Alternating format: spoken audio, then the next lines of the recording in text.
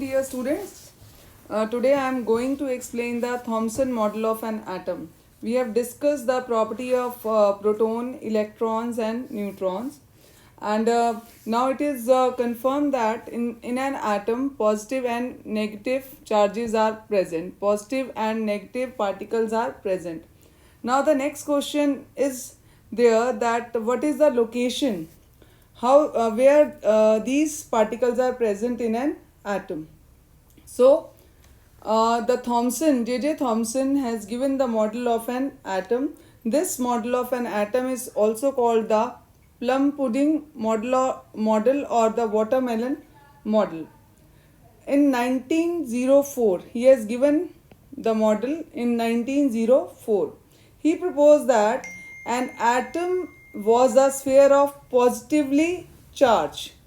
This round sphere is positive charge sphere. This is positive charge sphere, and the electrons, the negative charge particle, are embedded inside it. You can see these negative charge particles are embedded in this, and these negatively charged particles are electrons. Now the magnitude of protons and electrons in the atom is same. They have equal magnitude. That's why the atom is said to be neutral despite of presence of positive and negative charge.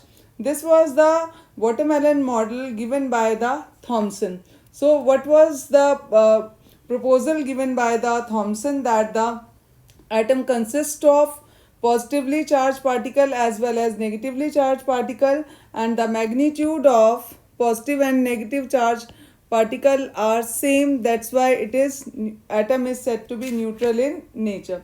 So this is about the Thomson model of an atom. Now we come to Rutherford's model of an atom.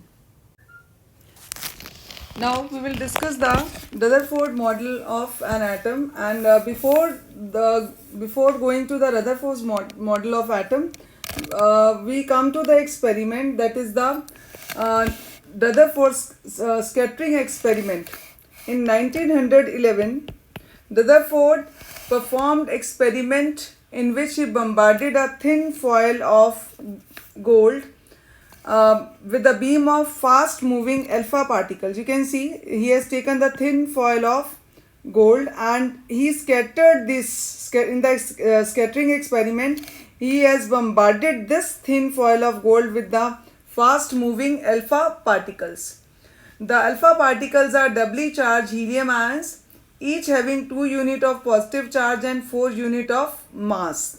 4 units of mass. And he has, what is the source of alpha particle?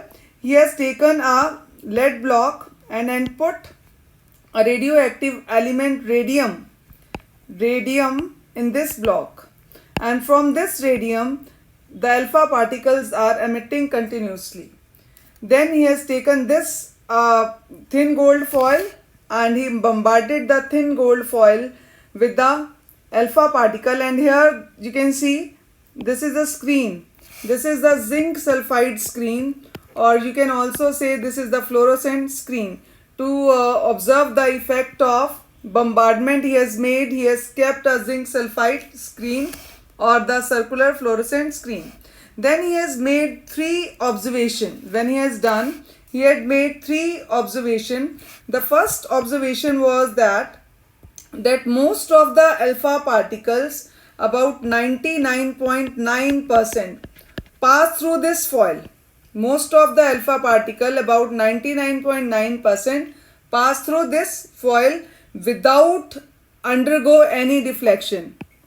You can see here most particles are undeflected. What was the second observation? In the second observation, he had found that some alpha particles are deflected through small angles, means they are not going straight, they are deflected through small angle, and some are deflected through large angles. And what was the third observation?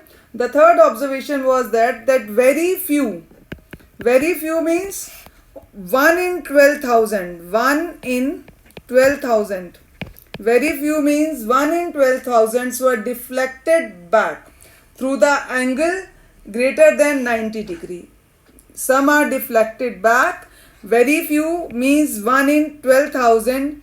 They are deflected above the angle greater than the angle 90 degree. So these were three observation in this Rutherford experiment. Then the conclusion, what were the conclusion drawn by the Rutherford?